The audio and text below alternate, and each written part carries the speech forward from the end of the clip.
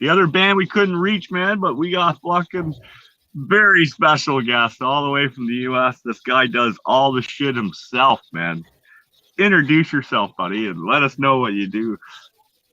My name is Matt Miller, and I play guitar. Yeah. That's what I do. I play guitar, and I write music, and I record bands, and master music, and all that kind of stuff. As many times as I do the show and I do the intro like this, I always expect this long answer from everybody. They're like, "No, I play the guitar. I do the drums. I play bass." End of conversation. Right. Well, there's so much to all that stuff, but you know, it's like you don't want to give everything away right in the beginning. No, I hear you, right? So we were just shooting the shit backstage and stuff and talking about doing like live shows, being a solo artist like yourself, and then having the privilege of playing with Rings of Saturn, which is a band I have seen live and stuff, and a few others, man. Like, what's that like as a solo artist to like set your stuff up and make sure you're still good to go for the show? Like, it's just you, right? So yeah, it's just me, and I use backing tracks. You know, I had to. Unfortunately, I wanted to have a full band, and it just didn't happen this time. And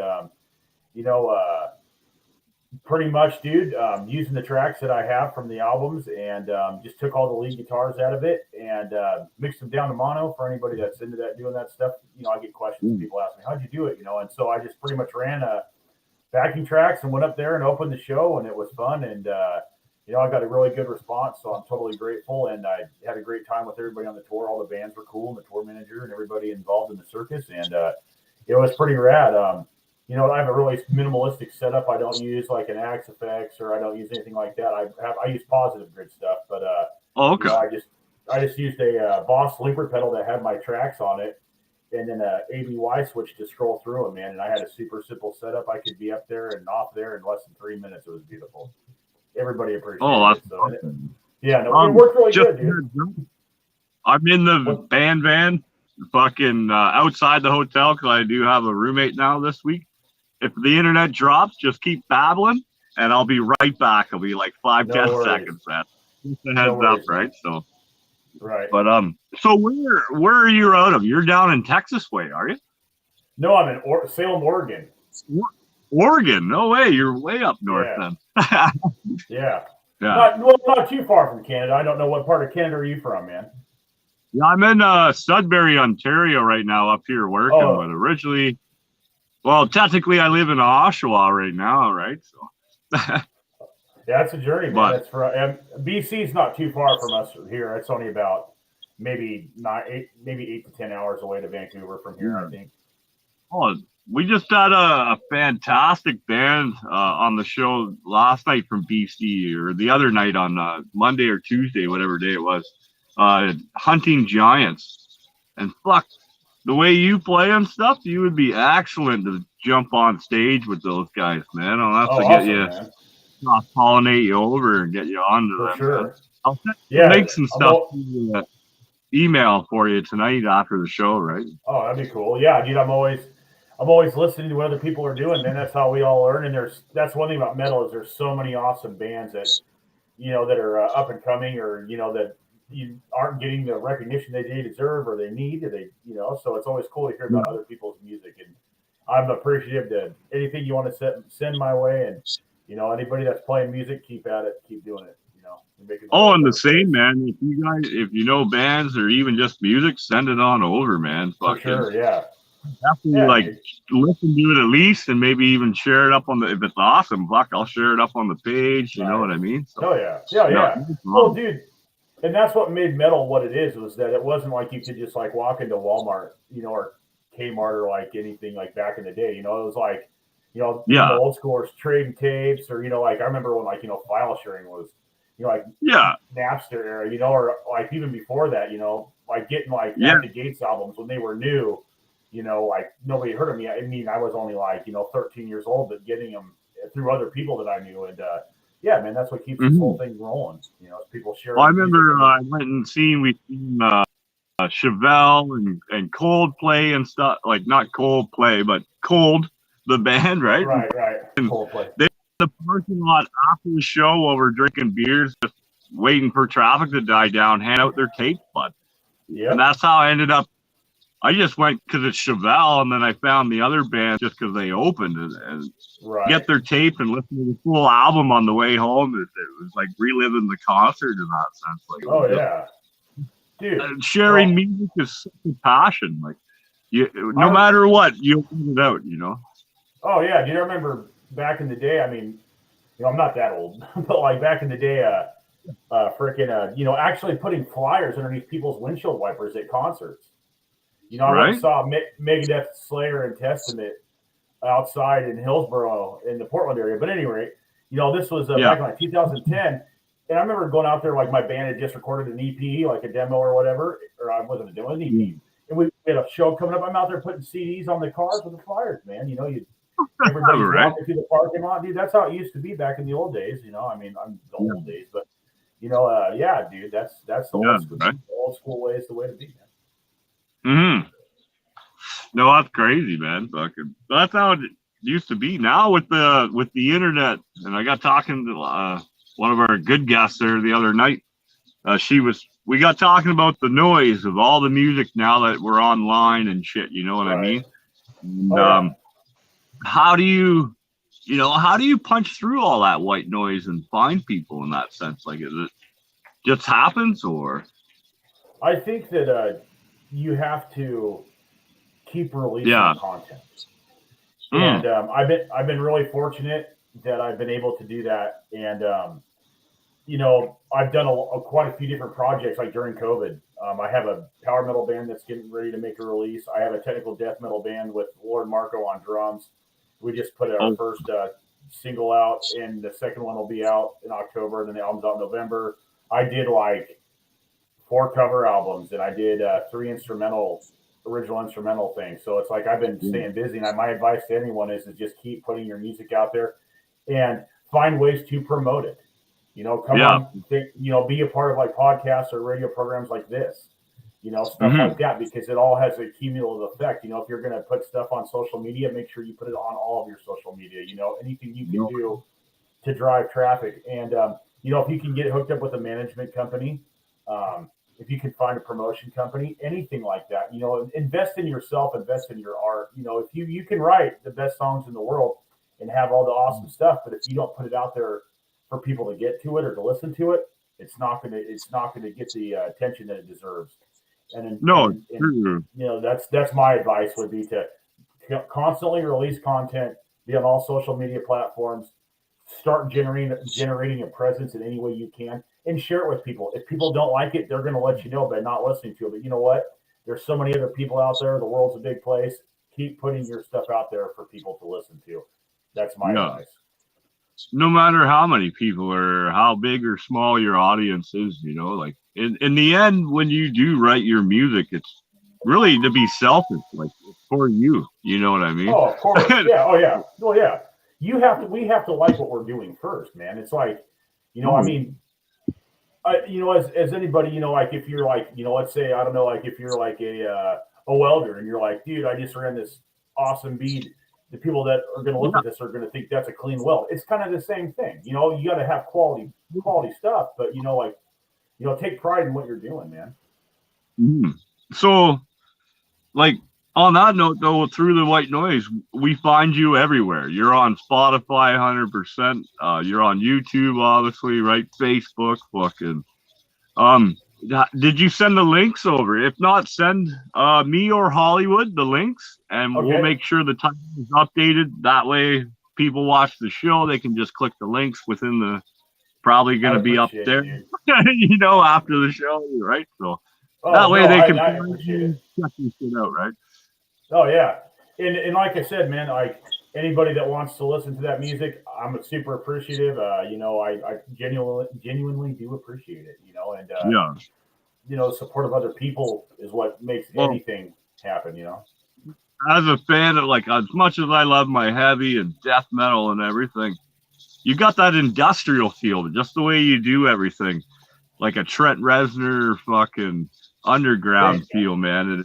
It really vibes and resonates. It really comes through on your your recordings and what you release, man. Like, I appreciate that. Like, I'm gonna add you up when I finally go home. I don't know, like 3 weeks from now, I finally get to go home.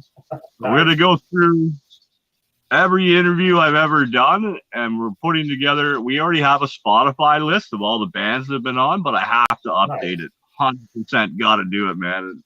You'll be added onto that for sure, right? And then Thank you. on the Sundays, if I have a day off, I'll be fucking. I'm gonna start, like you said, producing the content, posting your Spotify, this band's YouTube, or that band's fucking Bandcamp stuff. You know? Oh yeah. Well, and that's the thing is like when people help each other, people become successful. Mm-hmm. You know what I mean? That's the truth. We all don't exist in a vacuum where it's like one guy or one band goes and does something and they are like an island unto themselves. That's not how this works. That's not. Devin there, we were talking about that. And he's actually, big shout out to Fortunate Losers. I'm actually going to be doing some shit with them this Saturday live on undisclosed locations, a little private party. But we got talking about fucking, where was I going? I forget now. Where were we? Remind me. You were going to update your guys' Spotify and stuff like that. Oh, yeah, do all that and stuff, right? And but we got talking about money, where I was going. He's like, you'll never make $1 million until you make someone else $1 million, right? That's true. And this, unfortunately, this is business. And, art shouldn't be business, but it is. And the whole, the way that like the music industry's changed, like, I don't know firsthand, but I've, listened to a lot of stuff, like the same stuff we all have. Like that Frank Zappa thing where he was saying, once people think stuff is cool, they become the arbiter of taste and they decide what's going to be out there for mass consumption or what's readily available and what's not. The record industry doesn't take chances on anything anymore. And part of that is like the home record, they want bands, they want artists that are already established. They will invest to a certain degree into those bands or those people or those artists. And you got to help yourself.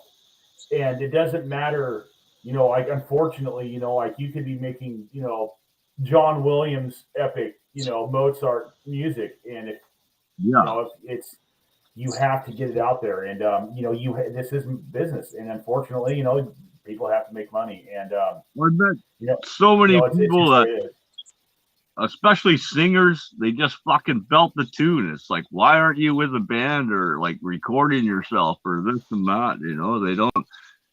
Some people, I don't know. It's like the metal community is amazing. That's probably why I mainly and fall in love with the metal every time, is because we always pick each other up. All the bands are all buddies and friends, and the community is just fucking amazing. And it don't matter where you go in the world. Nope. See what you want about our metal scene. Oh, you fucking worship the devil. You hate your mother. No, but it's the most loving and supportive community when it's all said and done than any other community I've noticed in music out of all the different bands and people we've interviewed, right? Like, oh yeah, like hands down, metal is inclusive. It's about the music. That's what this is about. It's got nothing to do with anything else. You can we're not Germany and go to a concert where you don't even speak the same language, and everyone's still shaking your hand at the end of the night, holding you and hugging you after the pit, buying you a beer after the show. Like, fucking, it's amazing, bud.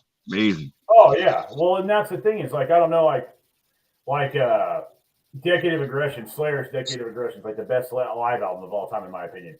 And you can hear when they play, was it Mandatory Suicide or Postmortem? Tom Araya is like, if you see somebody going down, pick them up and get them out of there. That's what it is. This isn't about like beating the shit out of people. This is like, or anything negative. This is a positive thing. Yeah. This isn't metal, in my opinion, is bigger than just like any one thing. It's is it a way of life? Is it a lifestyle? It can be and it can't be. You can listen to metal and you don't have to fit into a mold. That's why it's really cool. That's what's good about it, is it's inclusive. They don't care where you're from. Nobody cares how much money you have. Nobody No. cares what skin Right. color you are. Nobody cares. Metal is embracing, and that's why it's cool. It's like a place for everybody that, you know, that they can come and be themselves, and no matter who you are, you're accepted. No matter who you are, you're welcome in that sense. Absolutely. Like, it Yeah. obviously helped me. It's music in general has helped everyone I have ever talked to or almost met. Yeah. It's such a therapy, but when it comes to it's an organized chaos. Yeah, dude. It's what like there's gotta be. is. Well, it's kind of like there's gotta be some And sort then of correlation. Go for it, dude. afterwards, the community in the sense of, sorry if my internet's cutting a little bit there. How's that? Oh, it's all Maybe good. right Dude. That's better. It's all good, man. It's all good. You know, and that's what I was saying. You can still hear me, eh? There's some. Yeah, I can hear you. Like, okay. There's a tribal kind of thing to metal. Like it's a primitive thing. You know, there's like it's connecting just as human beings. You know what I mean? Like back in 10,000 BC, they're all chanting around a fire and beating animal skin drums. You know, it's kind of the same thing. You know, it's like a tribal thing, and it's another thing that makes it cool. You know what I mean? It's like there's so many awesome things about it, and like you were talking about, like my industrial influence and stuff like that, and that's cool that you picked up on that. One of my favorite composers or musicians is Devin Townsend, and he's always had some real fellow Canadian. You know, he's always had some really cool sounding, interesting music, man. And I like movie soundtracks. I like industrial music. I like the grindiness to it. You know what I mean? Like I like that kind of that the atmosphere it creates for sure. And I like classical music too, and I like the melodies and all that kind of whimsical stuff. You know, I like that stuff. I like power metal because that's probably where all that keyboard stuff comes from. But like, I just went and seen the Killer Dwarfs last night, man. They were playing here in town. I was like, Devin, when he told me at the end of work yesterday, he's like, you want to go see a band? I'm like, who's playing? The Killers. I'm like, I'm fucking, you better pick me up, man. Like, I'm going, bud. Like, we went, I got to talk, meet the band because it was a small bar, you know what I mean? Like, they were all cool. We shot while they were on stage, so we all chewed and fucking had a shot, right? Their tickets, nice. I got the set list and all that shit, right? Like, nice. Dude, that's the best shows are always at the smallest venues. Like the first show I ever seen was like probably 1998, 99, and it was Cannibal Corpse, The Haunted, Dimmy Borgir, and Lamb of God in a place that held like 200 people. And I was like 14 or 15 years old maybe. And it was awesome, man. It was like a religious experience because it was so small, but the PA was awesome in that building, and like all the air had been like displaced by just how bludgeoning the sound was, and it was like I'll never forget it. It was one of the coolest things, probably the coolest thing I ever heard in my life. So you just play guitar, eh? Do you do drums and stuff then too, or? I play guitar, I play bass, I play piano. Well, I'm not that great at it. I play obviously guitar player, play bass, whatever. But there's a difference. I can play drums a bit, but all the drums that I do, I program them myself. And let me say this. Oh, okay. You make the beat. Yes, you're not actually fucking. No, I wish I could. And, respect to drummers all the way. And like I said, when I did the tour with Rings of Saturn, the Cyber Shred tour, I wanted to have a live band, but I just couldn't make it happen. It was just time constraints. It wasn't going to happen. It wasn't in the cards. But, obviously playing with human beings is going to top anything a machine can do. And that's why I'm lucky to play with Lord Marco and our project Chasm of Discord. Check it out if you guys get a chance. But what I was going to say is that when I program my drums, I do it note by note. I don't let the computer make my drum beat for me. I just do it myself. I take the time to input all those notes. And so I feel it's a little more legit, whatever that means that way. If that makes any sense.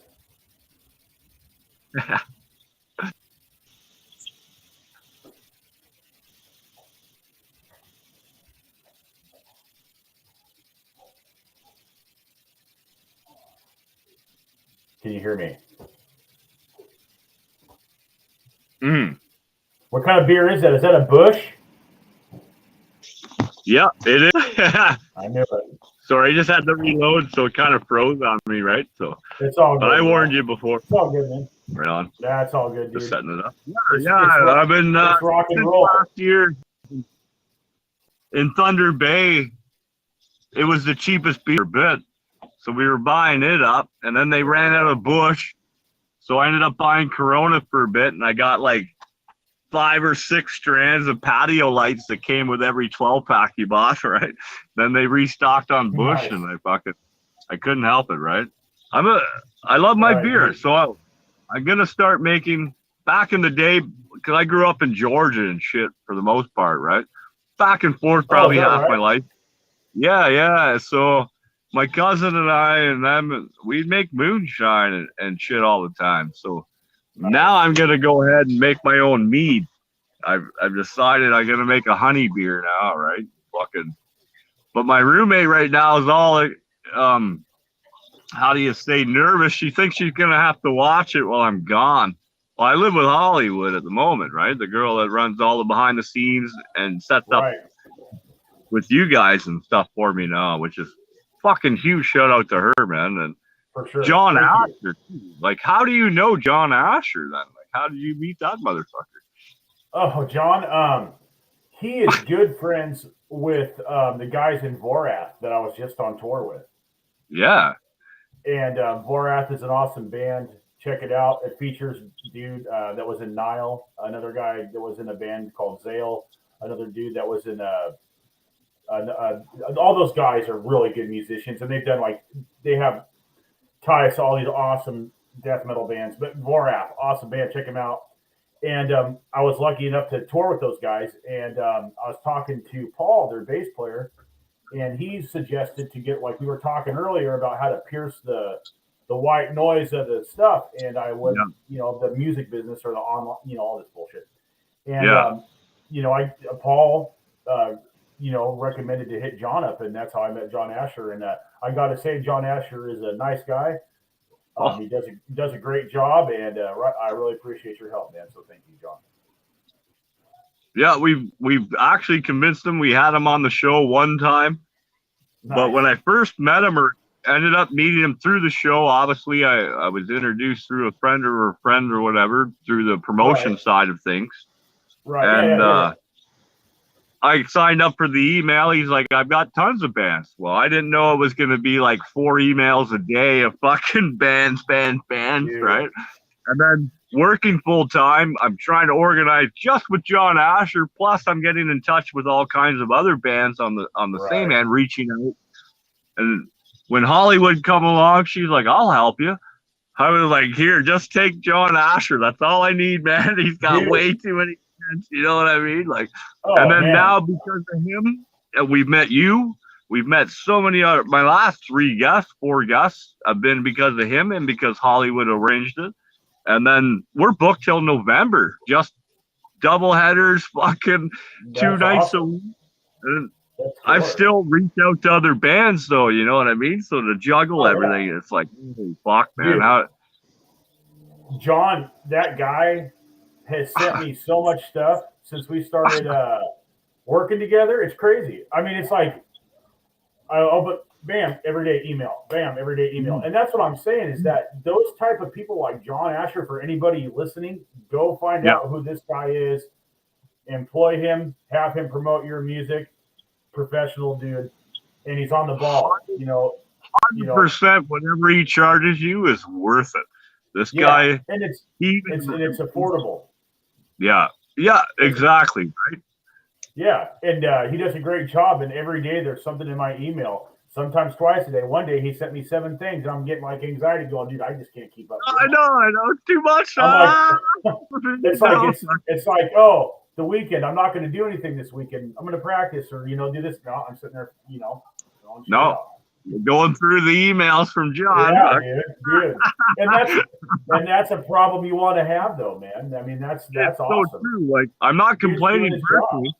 No, dude, keep them coming. Keep it coming for sure. Hollywood will have to have another intern to keep up with this guy, man. The guy's a legend in the business, so you got to give him that.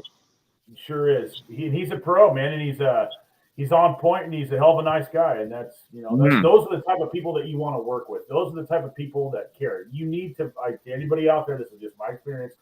You need to find people that actually give a shit. You find that guy invested in you as you are invested in yourself.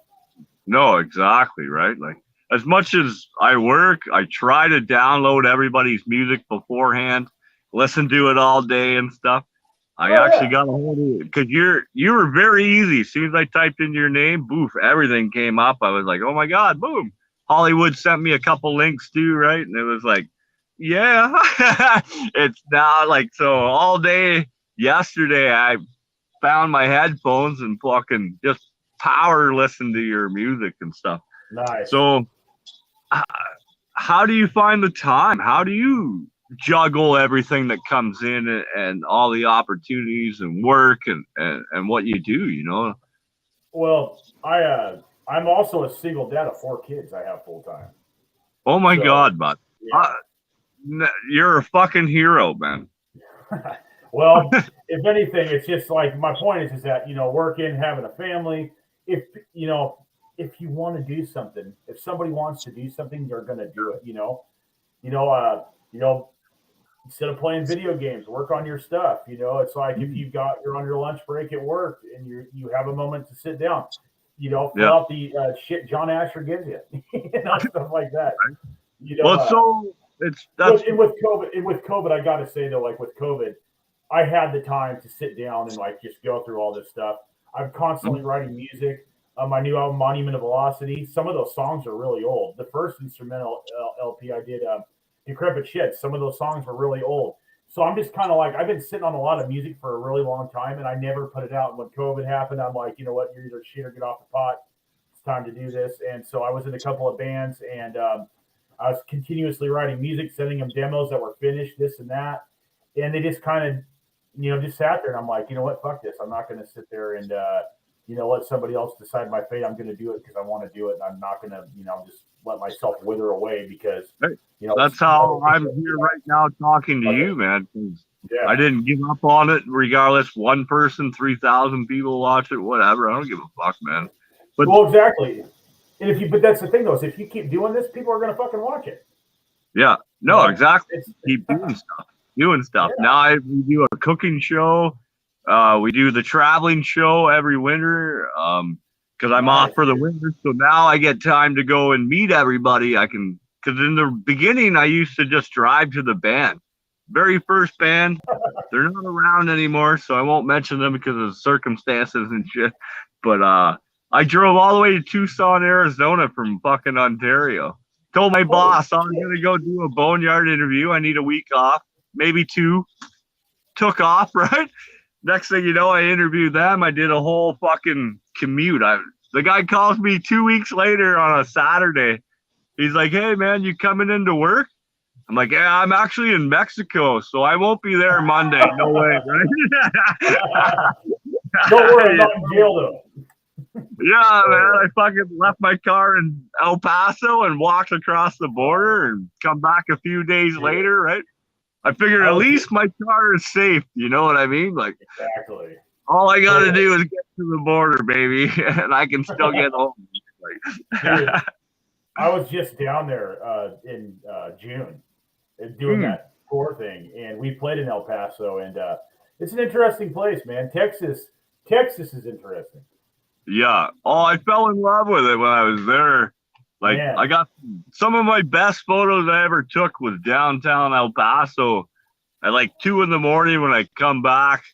I'd walk Ilsa home and stuff. My friend and my guide that down there, she always takes me and makes sure I'm safe and fucking shows me. You know, you get drinking, party time. No. She's like, no. Nope, you're going home. I'm gonna take a cab, whatever. Fucking right. But, yeah, man, you gotta. Nobody around. Fucking awesome photos. Check them out on Instagram. My link tree's in the Boneyard. Fucking where to find me. And yep, so I found you guys earlier. Was I saw your link? Yeah. Tree. And those are awesome things. Everybody should have a link tree. No, I think so too, because it links you to the Spotify fucking with every band that's ever been on the show. Well, Right. I can't say that.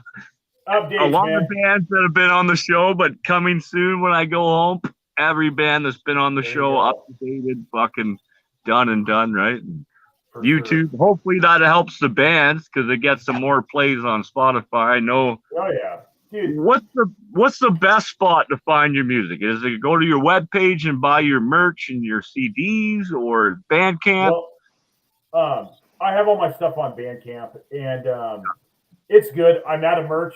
I'm trying to get some more made. I went on tour and sold everything I had, which was Mm, awesome. hey, So, that's awesome. yeah, dude, it was cool as hell. And and it meant a lot because when you're up there by yourself, it's a lot different than being in a band. Oh yeah, And you just can't like be like, oh, I'm nervous or I'm having a bad time, and like turn around and look at the drummer and be like, slow down. You know what I mean?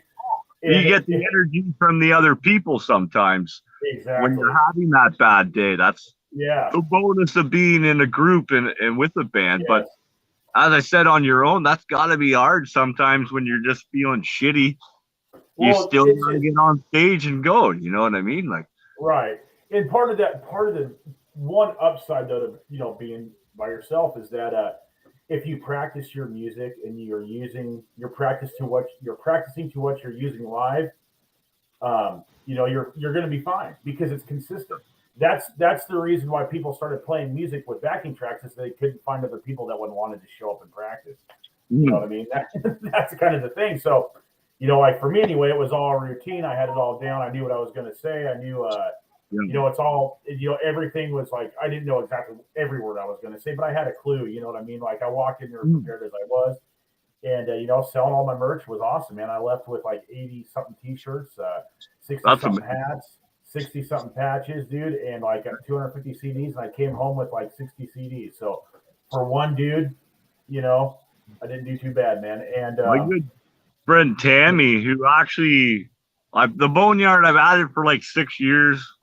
nice, Before I dude. was drinking videos, hunting, shooting guns, making ammunition, being back home in Georgia, right?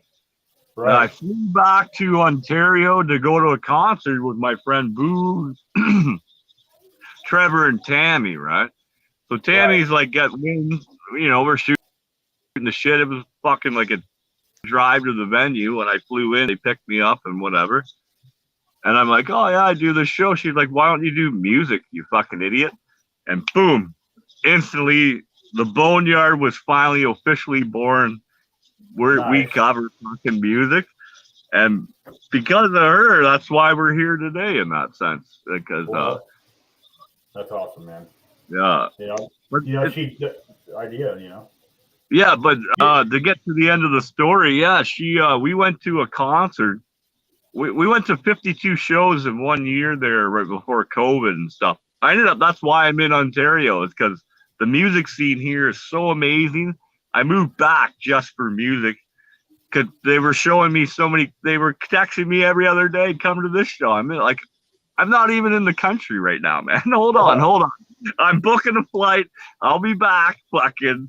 And then I never left, right? Like, I got dual citizenship, so I can jump back and forth. But we went and she bought one of everything on the merch table. It came out to over $400.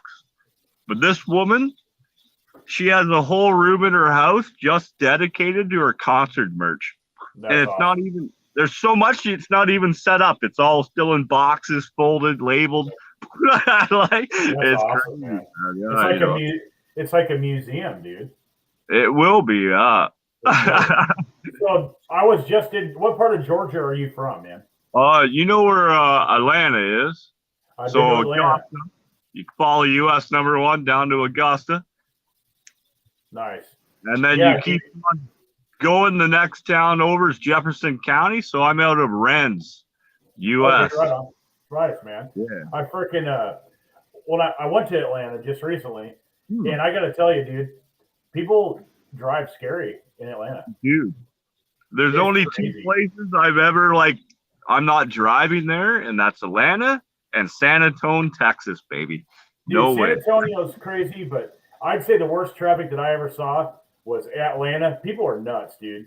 Like I know it's like the huge airport, everything, yada yada yada. They're out of control, dude. And then Dallas, 8-lane highway, bud. You know what I mean? Like, and people are just flying past you like 90 miles an hour, dude. And I'm from Oregon, where the speed limit's like 65. And they're just. I mean, we drive fast anyway. But like when I got back, my chick, she's like, "Why are you driving so fast?"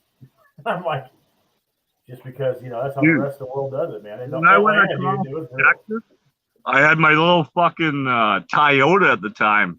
That was the trip to kill it. That Toyota was a fucking tank, bud. So I did 11,000 miles in like 30-something days or whatever it was. But anyway, going across Texas, 85 mile an hour was the speed limit. My car didn't even go that fast. It's just shaking. People beeping, flying around me, like flipping me off, because I wasn't going fast enough, man. Dude, there's signs on the road that says drive faster, Yeah. So we do have a few comments here. They normally don't come up too much. Hollywood's watching, of course. Kyla's watching. Says hello. Hello. I'm on my tablet, right? So I don't know if you can see them. Sometimes they come up. I can. I just saw them in the top corner. Hello, Kyla, and hello, Hollywood. Yeah. 2 #1 fans right there. My boy Gavin, who is the #1 fan of TheBoneYard, that guy would reach out to every band on the show. He's That's cool, he's man. doing well. I know he hasn't been on in a while. He ended up, I'm a cancer survivor, so I can say he is now a cancer survivor as well, and he'll be back soon. And once he's healthy enough and stuff, we'll have him back. He reached out to me, when am I going to be on the show? When am I going to be on the show? I'm like, all right, he doesn't do music and shit, but he's such a huge fan, man. I had him on the show a couple times now, you know what I mean? Just me and him, dude. Right? Like, people, I mean, those are the type of people that keep this thing moving, dude. You know what I mean? Yeah. They really are. And, and there's not enough of them out there. So we're super appreciative to everybody that is like that, that is so supportive, Sometimes I cry. I finally go through the comments and shit, rewatch the show. It's like, it becomes very emotional, you know what I mean? Yeah. Like when you get that attached and stuff, Well, dude, people care about what we're doing. That's really freaking cool, man. Mm-hmm. Seriously, anytime. That's why I'm so appreciative that anybody that listens to my music, because I know what it's like for people not to listen to it. You know what I mean? Regardless if I think it's good or not, whatever. But other people that enjoy it, thank you very much. It really does mean a lot. And excuse me, everybody that streams, everybody that buys. I'm live on the air, but are those Scottish wolfhounds? Irish wolfhounds, eh? Wow, beautiful dogs, by the way. Sorry, someone's walking their dogs in this. I'm live on the air, but I had to say something. I'm sorry. Sorry, man. Fucking gorgeous dog. Yeah. It's all good, man.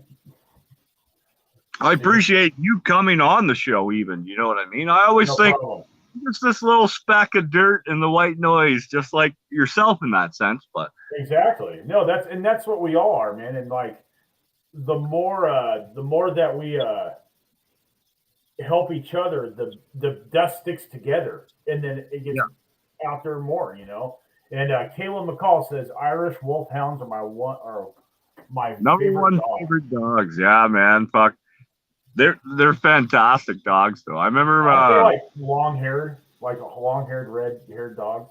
Yeah, but they're tall as fuck too. Like the werewolf. That's where the legend comes from. Is from the Irish or the fucking Scottish wolfhounds or whatever I thought they were, right? Lycanthropy. Yeah, I think you're right, man. Yeah. I'm not up to date on my werewolf lore, but it sounds legit. Yeah. It sounds better than, especially when it comes to like supernatural Bigfoot.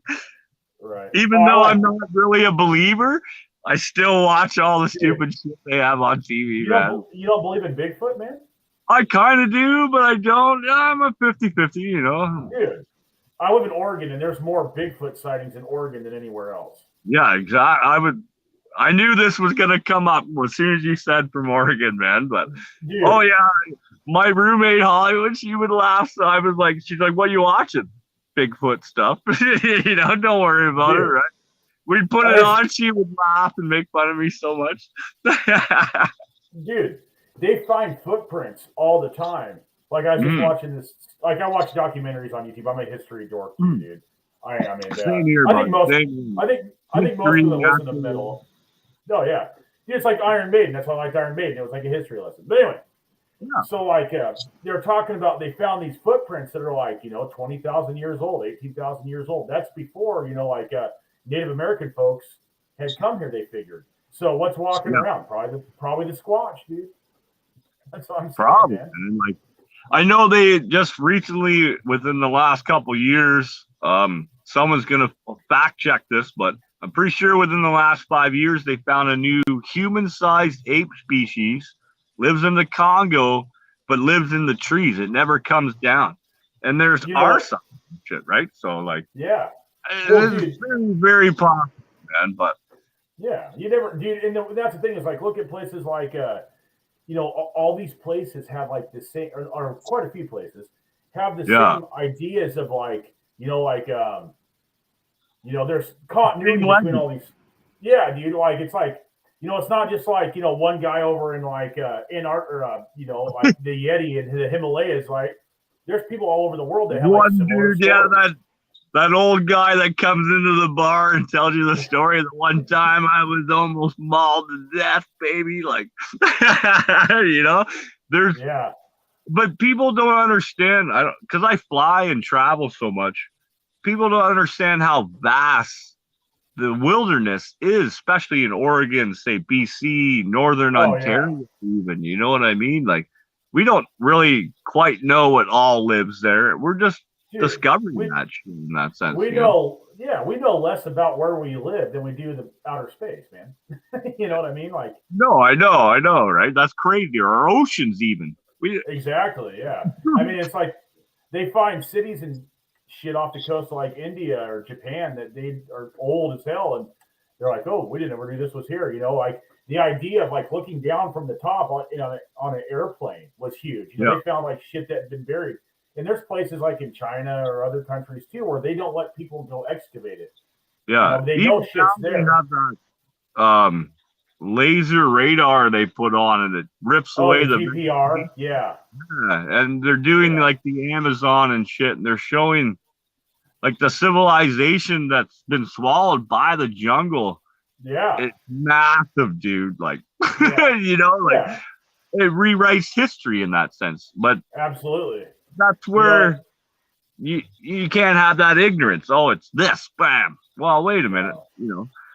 If anything, science is there till it's, in my opinion. I'm not a scientist, but I can say, but like like you said, dude, like science is about exploring. It's about asking questions. To say that something is there's a difference between fact and truth.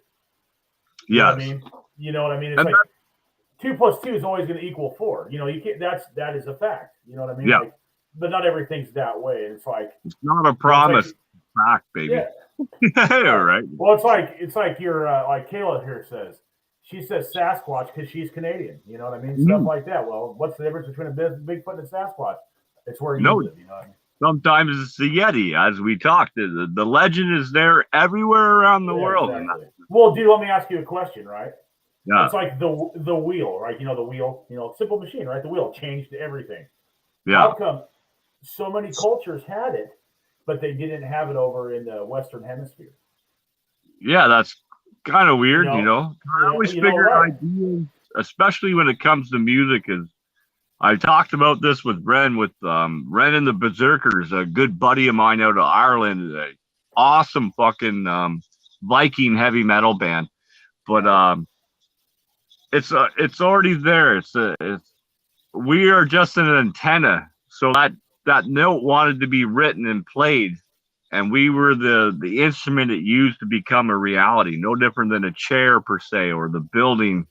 This car wanted to be built, and it found us and became built. Like, it's already another conscious, another plane, dude, there is nothing that's original unto itself, dude. No. There's not. It's like music, dude. Um, have you ever listened to Slayer before? Well, then, if you like Slayer and you write music, somewhere Slayer is going to be in your music. If you, like poetry and read some, awesome Yeah. poet like some freaking Shakespeare stuff or something like that. You know what I mean? Well, That's as you going to have an say, impact on you. if you strip away all the instruments to Slayer and just read the lyrics, it's poetry to its Oh core. yeah. Well, yeah, dude, and that's in any form of art. You know what I mean? Like and that's one thing about metal that's cool too. Is metal is about intelligent stuff. It's not just like, some of it's, like gore grind and shit like that, or Yeah, you whatever. just get play as fast as possible, scream Right. as loud as possible. But big squeals, and they're talking about terrible shit. yeah, that's what they do. Whatever.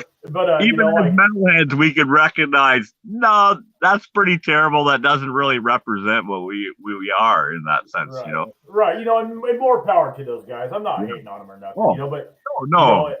Not at all. We all and hear music different, right? Like, so well, you dude, like some shit that I don't. Right, yeah, but those guys are doing a great job because they want their shit to be terrible, so they're doing what they want to do. No, more power to them. That's the thing. And I love brutal death metal, like Gorgasm and shit like that. I haven't heard that name in a while. There's not too many times I meet people that know that band and shit, especially at work and stuff. They're like, you can put on your playlist. 10 minutes later, we're gonna put on something else, man. Like, all right. It's like when you go to the bar, dude. Like you go to the bar and there's an internet jukebox, dude. The first thing I play is "Rhyme of the Ancient Mariner." Get your money. It's a 13-minute song, dude. Every time it's like that'll weed out all the week. I mean, it's just Maiden, but you know what I mean. It's like I usually slap on like Tool, Ticks and Leeches. One of my favorite songs of all time. Yeah, like you said, 13 minutes long, fucking play forever, right? Like, right. And then it's just kind of like, you start out with like, for me anyway, I start with like Maiden, then you like test the waters and put in like some like, you get heavier and heavier and heavier and heavier. And you look around, see the reaction, and just keep going, baby. Right. Let's go down to the night. Yeah, at the end of the night, like you're jamming Cannibal Corpse and everything you can find, and then or Deicide, and then like. After everybody's over, you're like listening into fucking like Rainbow tunes. Cattle decapitation and shit, right? Yeah. Fucking. Oh yeah, Cattle Decap's awesome too, dude. Another great. Oh, I love those guys. The first time I seen them was at Summer Slaughterfest 2019, and they fucking headlined. And there was like, I took 2 days off. Normally I only take 1 day off, but I knew that show was going to be so brutal. I took 2 days off, man, because I knew the next day I wasn't getting out of bed at fucking, 5:30 in the morning, right? I come out of that pit just fucking soaked, like gross soaked. Dude, it was awesome. I was lucky enough. A band I was in, we played the Devastation on the Nation, I think in 2017 with like Psychroptic and Aborted, and who else? Like I can't remember all the bands on the bill. It was a while ago, but dude, it was the same kind of thing. It was killer. Those big, and that's one thing we don't get in America a lot. I mean, we have like Maryland Death Fest and like Psycho Fest and like Las Vegas, but like, dude, I wish like I would have been around in the time of like the Milwaukee Metal Fest. Like, when they did that thing was legendary. I remember seeing like black and white photos and like fanzines and shit when I was right. Cool. Yeah, dude. Like, and Kayla says, you say the car wanted to be built. What about us? Do we all want to be born and that's why we're here? I don't know. Maybe. It all comes down, like, if you see, we only see what we see right now, but like microscopes and shit, or even telescopes where we can see further and bigger or smaller, even smaller.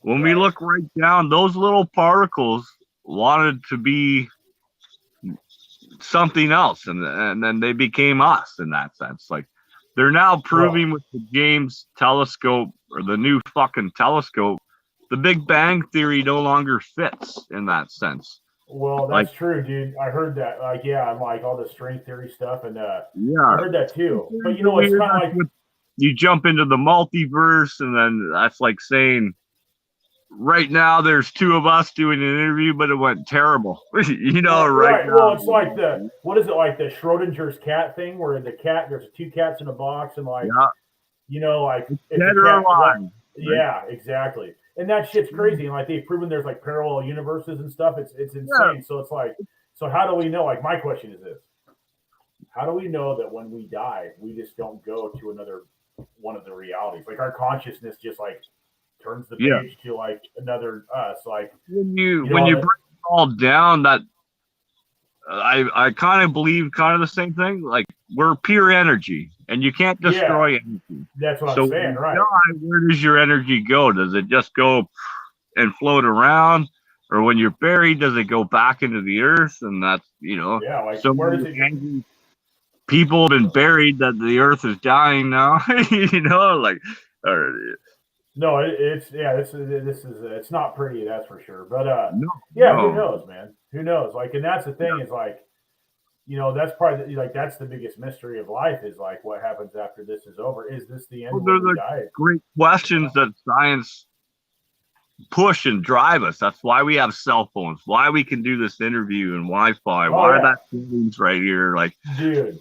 That innovation, that push, and that drive, but it.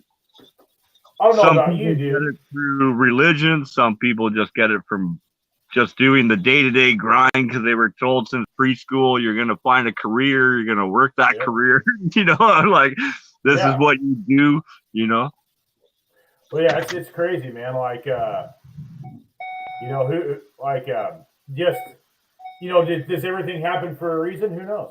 Yeah, I believe some stuff does. Some stuff is supposed to happen. Boom. Regardless, other stuff you fucking float along and stumble and fall and get up and keep going until those moments come. And when that moment comes, you know it, you feel it, right? Like you're like, yep, that was supposed to happen. I was supposed to meet this person or that person, or I was supposed to get on that bus or didn't get on that bus, and then the bus crashed. But yet you're still at the bus station alive. You know what I mean? Like, right. Oh yeah. And that's the thing is like, it's like, how do you know? I think some stuff happens for a reason for sure, but I also think that we're in charge of our own life too. If you want something or you want to do something, it's up to you to get it done. You know what I mean? Yeah. And that's when those moments happen. It's when you finally decide to do what you think what you're supposed to do. And then that moment happens that shows you're on the right path, man. You're doing good, Oh yeah, absolutely, dude. And and that's the thing is like if you stay on the path, good shit happens. You get off the path, and you're gonna, fall down the hill. Yeah. All of a sudden, I lost my car. I'm homeless. When it's wrong, maybe. Maybe I shouldn't have bought that. Happen? Or, Yeah, exactly. Yeah, totally. It's like, there's like there's like moments in life where you're standing there, and you're like, if I do this, it's gonna happen, Well, I find a lot of it comes from past addictions and problems.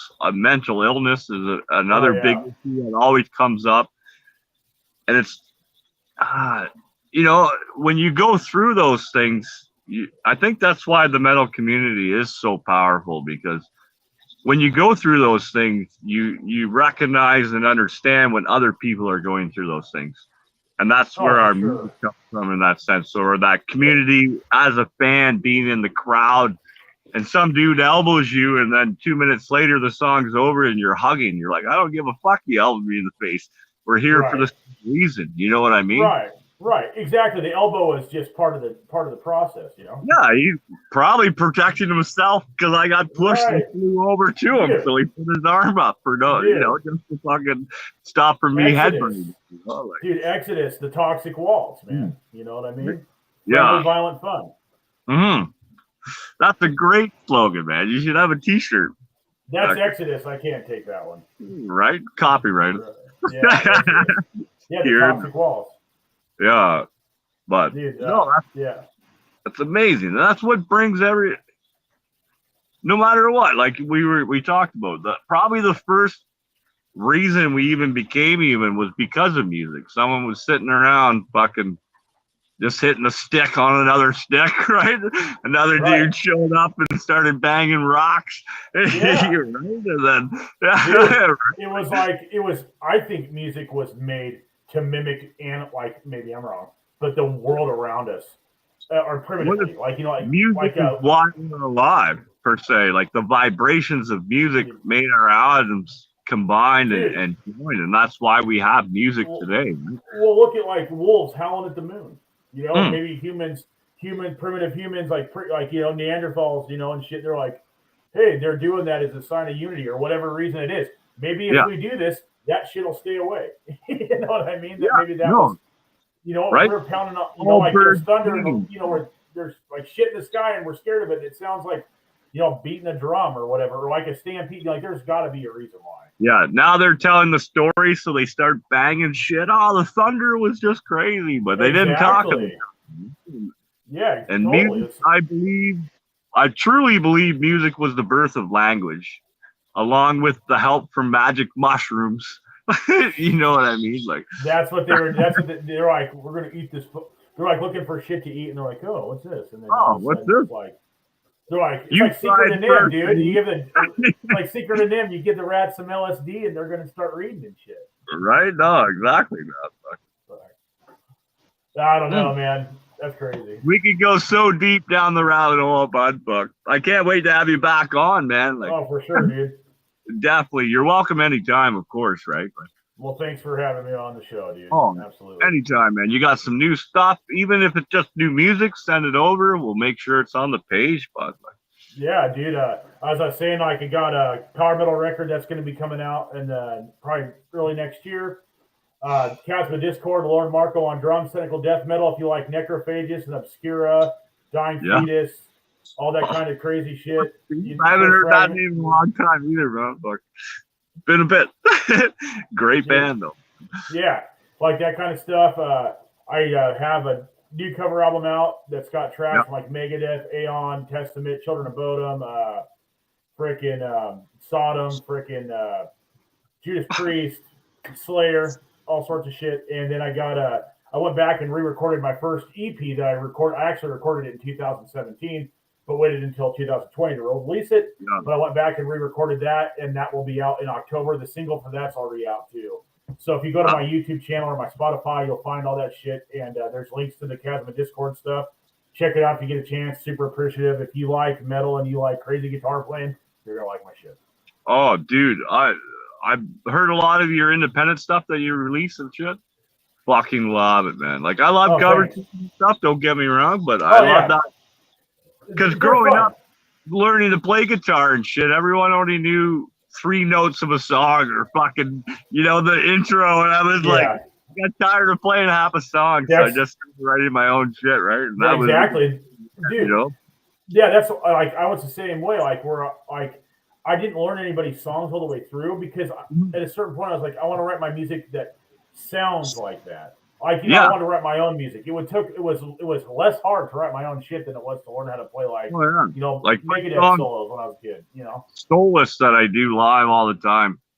It's a Tool fucking tribute song. Like it's not a Tool song, but everyone's like, oh, that's like a Tool riff.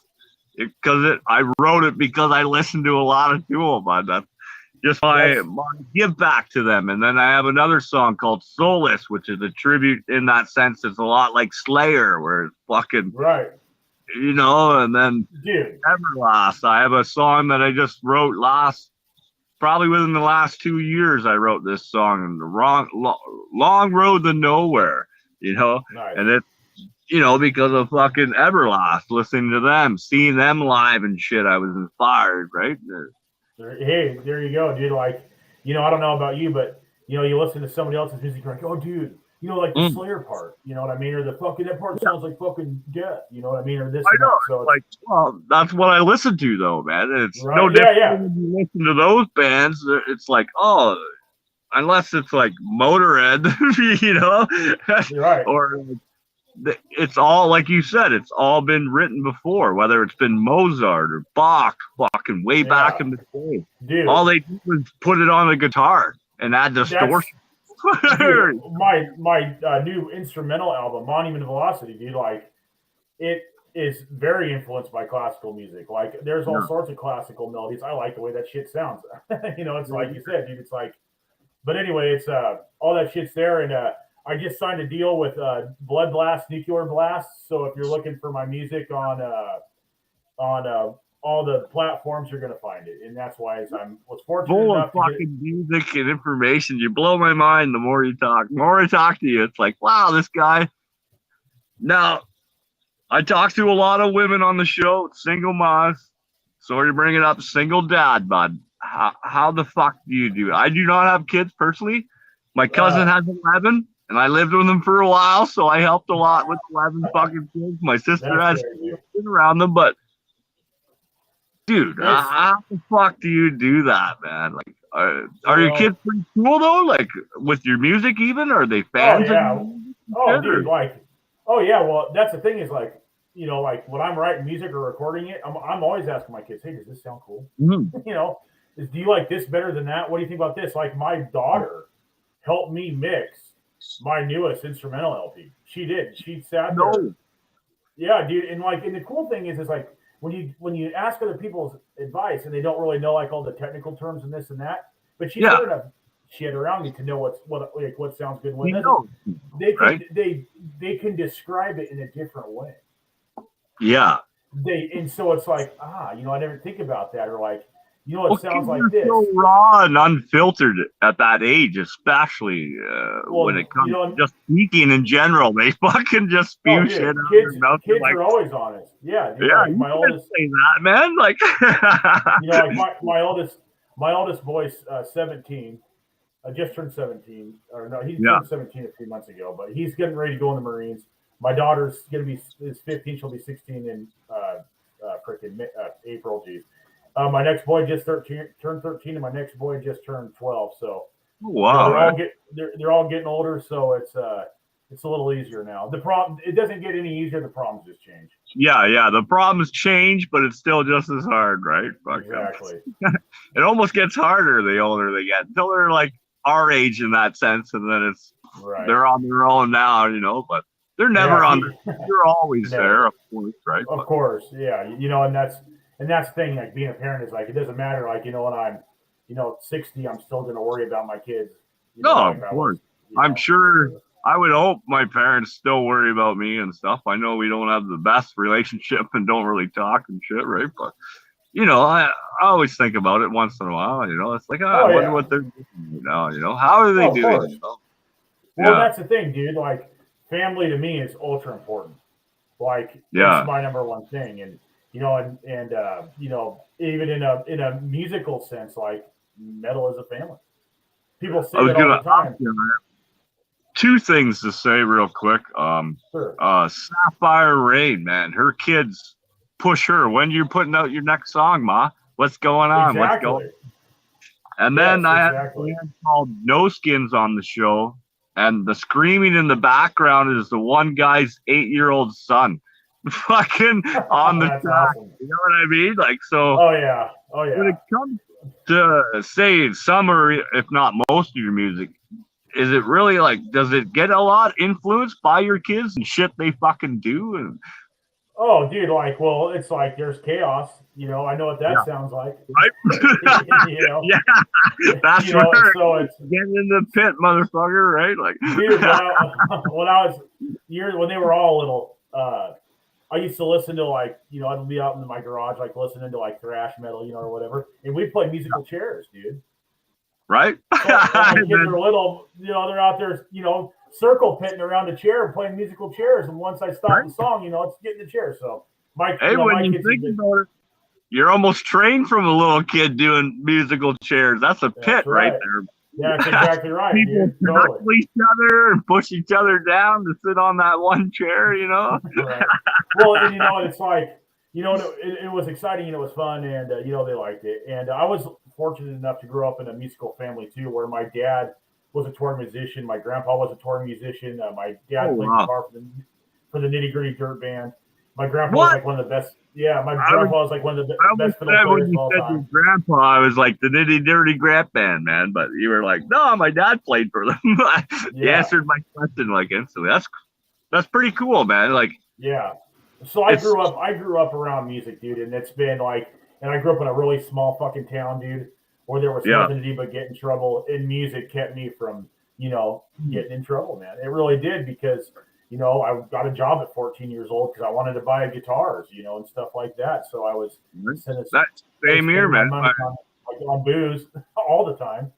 My mom knew this guy, and he gave me a guitar because I wanted to buy one. I got a paper route trying to save. This dude hit me. It was like a 1969 Kent guitar. I called it a cunt because the fucking thing, when you plugged it in, it would shock you when you let go of the strings and touch them again. So I guess I kind of learned never to kind of let go of my string. And it really comes me on how I play now. Everything's a slide or something. Because I would get fucking shocked every time I let go of the guitar and let the note run. Oh, and then I'd grab it again. Oh. Like grounding yourself all the time. Oh, yeah. Or you just touch it one time and never let go ever again, man, because you're getting fucking. Turn the amp off first. Yeah, but.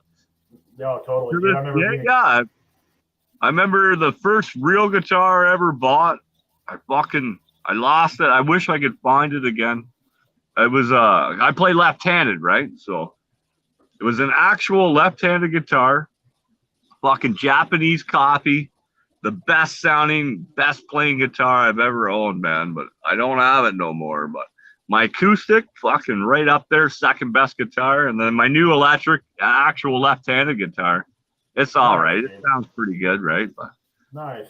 Hey, man. At least you found one you liked, especially being left-handed, dude. That's rare. Yeah. Oh, I played upside down for like 3-4 years before I was like, I can just flip the strings around. You know what I mean? And it still sounds the same. I just changed the neck piece, right? Right, exactly. Then I finally, I worked and finally found my guitar in a pawn shop, real left-handed, and then I've never looked back. Nice. Dude, the first one I had was a really cheap Fernandez Strat copy, and I wish I still had it, I've been fortunate enough to have some nice guitars, and I'm a firm believer, though. I've played more guitars that cost less than $500 that are awesome than guitars that costed more than $1,000 that were pieces of shit. Oh no, so I'm not the whatever somebody spends on something doesn't make it good. You know, like I think my acoustic I have right now, when I bought it, it was at a garage sale, so it wasn't more than like $20. I fucking lightly sanded it, repainted it, restrang it left-handed. Nice. It's the second best guitar I've ever owned, like for sound and how I like to play, and that deep bluesy sound, especially on the acoustic, right? Like, nice. I gap out. I forget everyone's around me when that thing goes off and it's properly tuned. It's like, see you later. I'll be back in an hour, man. Right. Consciousness has left the building. Yeah, right. Like, do you get like that though when you get on stage, looking at the crowd, regardless how many people are there? Do you just gap out sometimes, and it's just you in that moment? You know what I mean? Like, no, I don't. And I would like, sometimes I do, but sometimes I don't, because I'm like, especially like on this last tour, being by myself, I'm measuring how people are reacting the whole time. Yeah. It doesn't mean I'm not like into it, headbanging and this and that, or shredding. Yeah. But I'm watching how people react, because as the tour went on, I like refined my shtick, if you will. So my thing, this is what I found out that went over really well around the majority of the time. Every time I had a good response. And it was like I had to prove myself to every audience being up there by myself too. So it was kind of different. But that's true. Every show you have to, regardless, sometimes you'll see regulars that just follow you around, but it's new faces every time. So every time it's first impression, baby. Right. Who's this guy up there by himself? Where's the rest of his band? Is it, you know what I mean? And so it was like I had one opportunity to prove a point, and I did every single time. And I'm not saying I'm the coolest thing in the world, but mission accomplished is all I'm trying to say. So You know what I mean? Because, I wouldn't be blaming people either. Be like, who's this guy? You know what I mean? Yeah. Sometimes So, you have to say that to yeah, yourself of because, course. So, like, what I learned. Go ahead. Go ahead. Like, so what I learned is that when I'm not playing, I don't have to be ultra serious. So, like, when I'm not up there, shredding it up or ripping out, I don't. It's not like I'm talking the same way as being like rah rah rah. But Yeah. you know what I mean. It's like, oh, the music's not playing right now, so I can talk like I'm normally talking to you right now. And then when the Yeah. music's playing, then I'm all aggro. You know what I mean? So it's kind of like that's like not taking it too seriously was the thing, and Yeah. just being myself was really what helped me win a lot of people over. And that was really cool because it's like, yeah, this song is called, rah rah rah rah rah. But when the song's over, it's like, hey, how you doing? You know what I mean? So it's kind of Yeah. like, that's the one thing that I learned that worked is for me anyway as a solo Well, artist.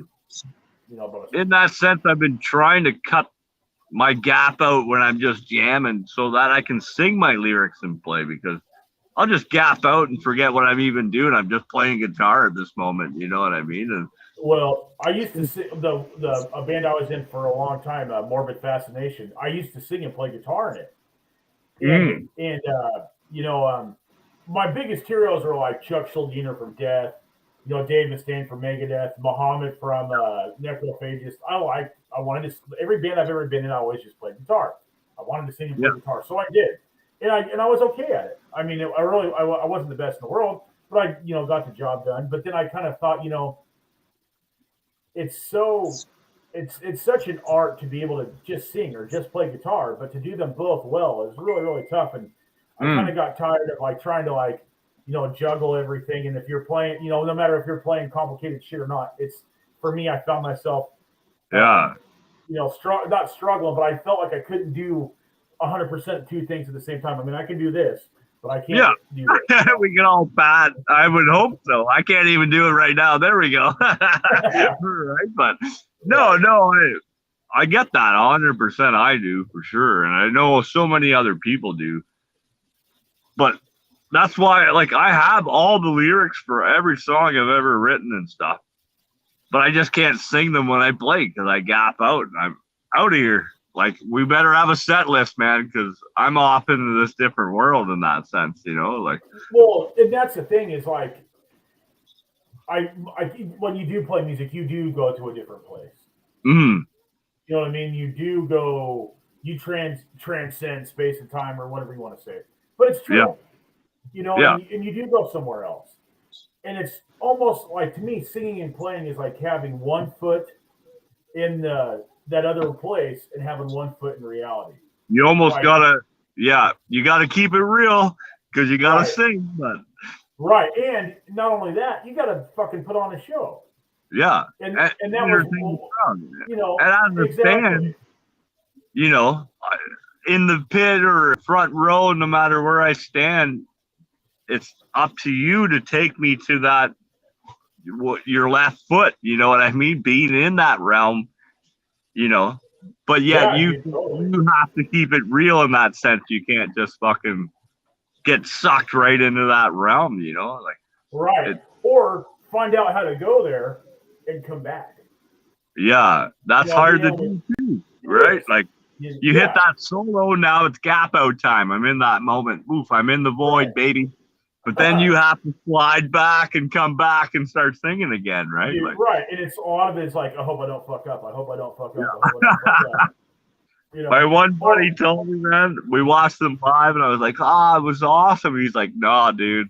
We just had it loud, very distorted, so you couldn't tell when we fucked up. It was like, I couldn't tell, man. It was a great show, bud. Fucking. Dude, and that's another thing too, is like, music isn't perfect. We try and we practice to make it perfect, but it's just it's just like playing basketball or playing football or hockey or golf. The more times you hit the ball, or shoot the puck, you're gonna miss, dude. The more shit you're trying to do, the more mistakes are gonna happen. Michael Jordan did not, make every shot that he shot. He shot 100 shots a game, but the ones he made counted, and the team won. And that's my analogy is like, Yeah. people ask me all the time, like when I was on the road, people were asking me, how are you doing this by yourself? What's it like? I can't find a band, but I want to do this kind of stuff.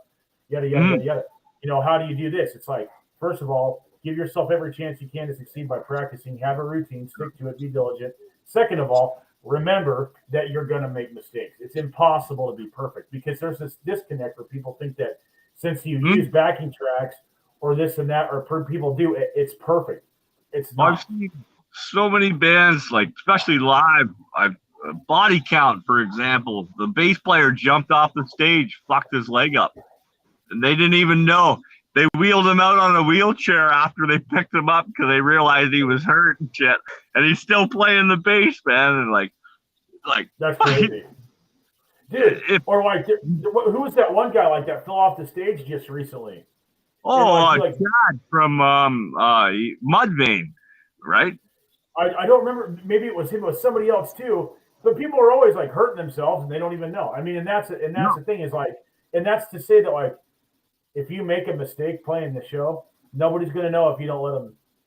No, you just keep playing. Like it took me a while when I first was playing campfire, doing shows. I'd be by a campfire especially, and I'd be playing a song, and it'd be, I fucked it up. And everyone would be like, I didn't even notice. Right. I'm like, oh. So then I learned just keep playing, bud. Keep it going. Yeah. Whether you miss that note or hit a wrong note, fucking own it, baby. Exactly. Exactly. Right? Yeah, dude.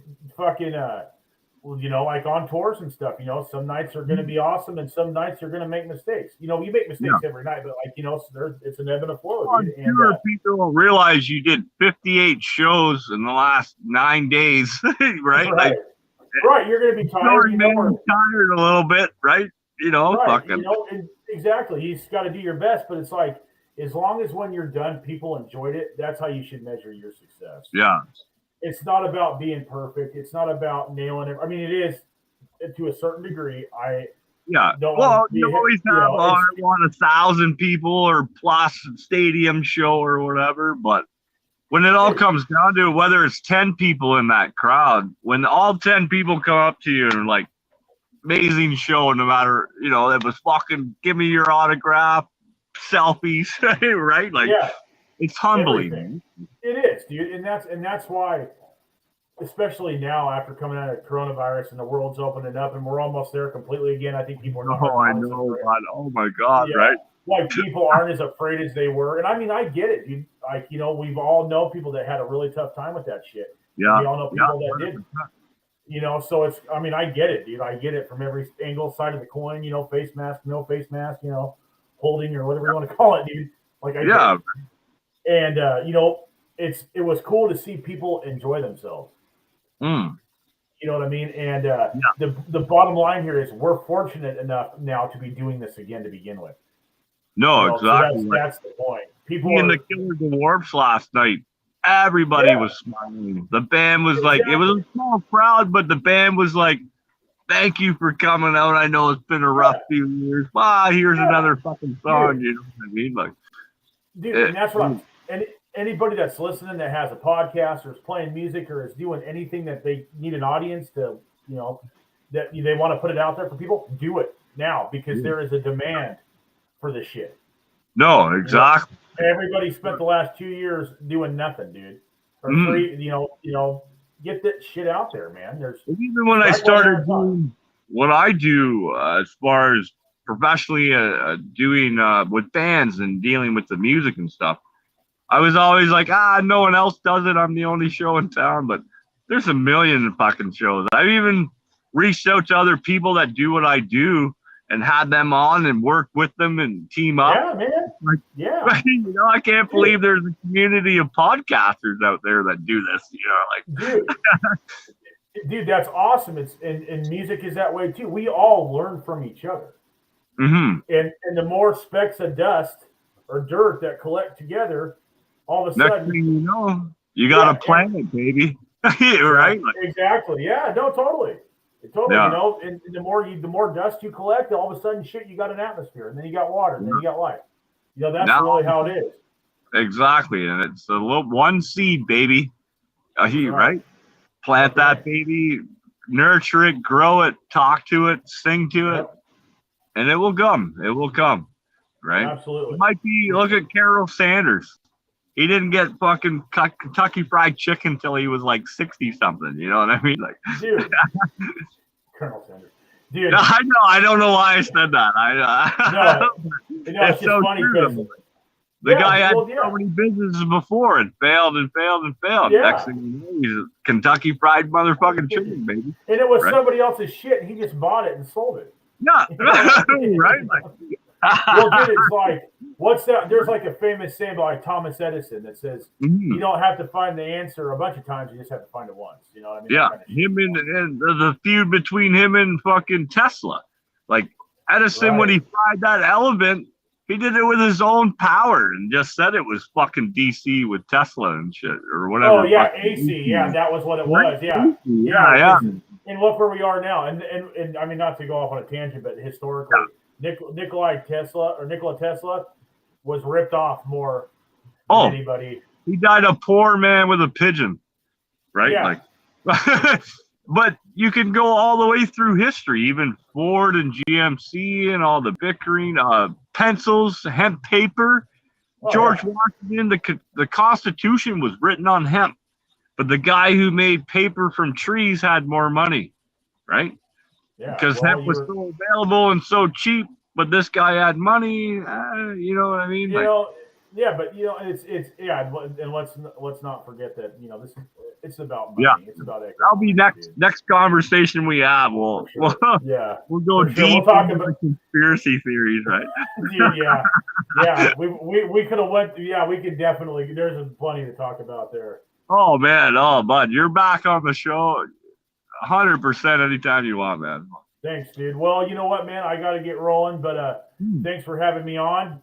Anytime, man.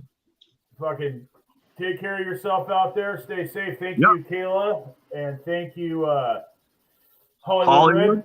Yeah. Yep. Thank you guys very much. Set all this up tonight. Huge shout out to her. Yes. Thank you. Everything you've done, amazing, man. Appreciate it. Thank you. And play it loud, play it proud, baby. And I'll take us out. Dude. Hopefully can you give me 5 minutes behind the stage just to shoot the shit? And then sure, yeah. All right, cool. Yeah. All right. Play it loud, play it proud, people. Fucking later.